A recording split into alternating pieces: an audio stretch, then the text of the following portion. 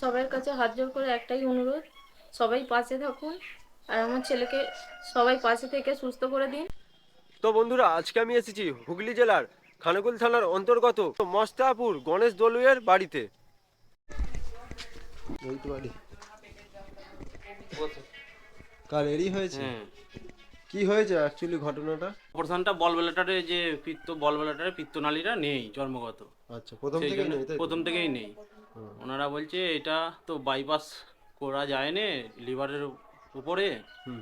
তো এটা করে ওই দিল্লি এইসব জায়গায় করে 6 লাখ টাকা লাগে ওই অপারেশনটাই, অপারেশনটাতে শুধু খরচা? শুধু খরচা। আচ্ছা। মোটামুটি ওই 3 মাস হতে 2 সপ্তাহ বাকি আছে। হুম। অপারেশনটা হয়েছে, হওয়ার পর কিছুদিন ওখানে রাখার পর তো কিছু খাবার খেতেও তখন একটু হজম মোটামুটি একটু চেঞ্জ হয়েছিল, মানে একটু ঠিক হয়ে সুস্থ হয়েছিল সুস্থ একটু? হয়েছিল। তাও তো মেডিকেলে ওই অপারেশনের পর 3 মাস ছিলাম টানা। আচ্ছা, মেডিকেলে 3 মাস ছিলেন? হ্যাঁ। আপনি মা হন তাই তো? হ্যাঁ, আমি এটা দুবার অপারেশনটা হয়েছে। এই যে ওটিটা, দুবার? হ্যাঁ, এই যে দুবার বলতে এই অপারেশনটা বাইপাস করা হয়েছিল। এই অপারেশনটা এখানে দুবার একটা হয়েছে। পাইপ লাগানো ছিল এই জায়গায়, আচ্ছা, এখানে? এখানটা একটা নল লাগানো ছিল, হ্যাঁ, বাইপাস। মুখে নল ছিল, নাকে নল ছিল। এবার 1 সপ্তাহ পর যখন ওগুলো খুলে ওর মুখে খেতে দিয়েছে, হ্যাঁ। তখন না পেট ফুলে পুরো পেটে বুকে সমান হয়ে গেছে।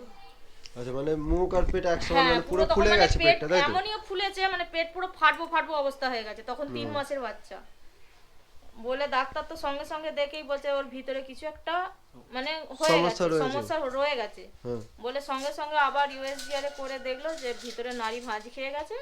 মানে প্রথম ওটিটার সময়তেই ওইটা হয়েছে। আচ্ছা। তারপরে আবার 1 সপ্তাহের মাথায় আবার ওই কাটাকেই কেটে আবার ঘুরে 1 সপ্তাহতে আবার একটা ওটি করা হলো, করে আবার সেই নাড়িকে আবার ভালো করে সেট করে হুম। করে আবার তখন 3 মাসের মাথায় আমাদেরকে ছুটি দিল মেডিকেল থেকে। আর সেখান থেকে 3 মাসের মাথায় ছেড়েছে? হ্যাঁ, আমরা মেডিকেল থেকে 3 মাস পর আসি ওটির পরে।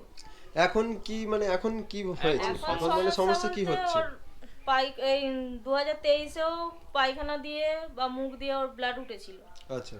তখন 2023-এও মেডিকেলে ভর্তি হয়েছিলাম, তারপর থেকেও ঠিকঠাক ছিল। গায়ে একটা ভেলোরে র্যাশ চিকিৎসা চলছিল, একটা র্যাশ বেরিয়েছিল 6 মাস পর এইটার ওই জন্য অপারেশনে। মেডিকেলেই ট্রিটমেন্ট আচ্ছা, চলছে। ছোট ছোট অন্য র্যাশ কোথাও নয়। এবার এখন একটু আমাদের কমেছে? একটু হ্যাঁ, কমেছে, কিন্তু এই ভেলোরে প্রচুর হয়েছিল। গোটা শরীর দিয়ে রক্ত ঝরতো, মানে এমন পজিশন গোটা শরীর দিয়ে রক্ত ঝরতো ছিঁড়ে। এখান থেকে পেট হ্যাঁ, দিয়ে এগুলো এখান পুরো থেকে দাগ হয়ে গেছে, যে কালো কালো দাগ হয়ে আছে, এগুলো ছিঁড়ে পুরো রক্ত বের করে ফেলতো, পুরো রক্ত ঝরতো এমন অবস্থা। এত চুলকাতো। তো এরকম এখানে ঠিক এখানে প্রচুর সব যে যেমন বলেছেন ডাক্তার আমরা দেখিয়েছি। আমার তো কল আসবে? আচ্ছা দাদা আছে তো? ডাক্তার দেখানোর পর তো ফির ঠিক হচ্ছে না বলে আমরা একজনের সুপারিশে ফির ভেলোর গিয়েছি।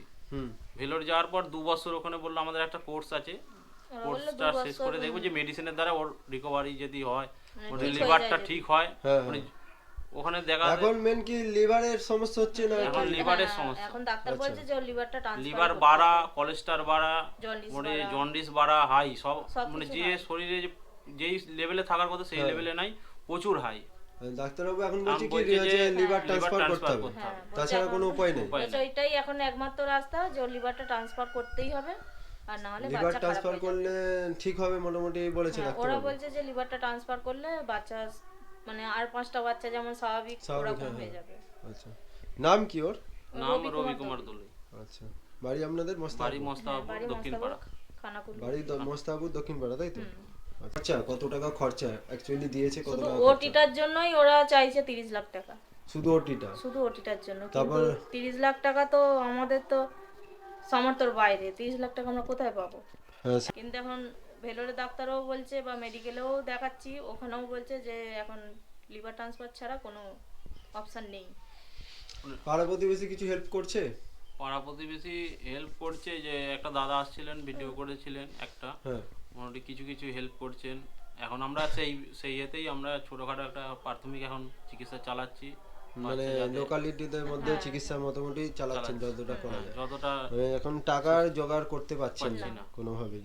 আমরা যেই জায়গায় যাব, আমাদেরকে একটা ঠিকানা দিয়েছিল যে ওই জায়গায় গেলে আমরা পয়সা এইটা দিলে সেই হয়, জায়গাটাও যেতে কিন্তু পারছি না। আমাদের আর্থিক অবস্থার জন্য আমরা সেই জায়গায় এখন গিয়ে পৌঁছাতেই পারছি না। আচ্ছা, আপনার নাম কি? আমার নাম গণেশ দোলে। আচ্ছা, গণেশ তলি। এখন টাকার সমস্যার জন্য ছেলের চিকিৎসা করাতে পারছেন না? না, 7 বছর বয়স তাই তো? 7 বছর বয়স। খুব দুঃখের বিষয়।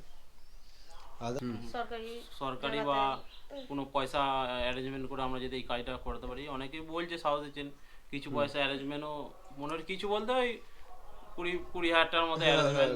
20,000 টাকায় তো এখানে কিছুই হবে না, যদিও সবই উপরওয়ালার হাতে। কিছু ব্যানার ট্যানার কি ছাপিয়েছেন কোনো জায়গায়? ব্যানার ছাপিয়েছে, দুটো ছাপানো হয়েছে, দুটো একটা ছাপিয়েছিলাম, 24পুরের দিকে দেয়া হয়েছে আর একটা আমাদের আমাদের ঝিকিরায় দেয়া হয়েছে, ঝিকিরা দেয়া হয়েছে। ঝিকিরায় 5 মাসে দেওয়া হয়েছে।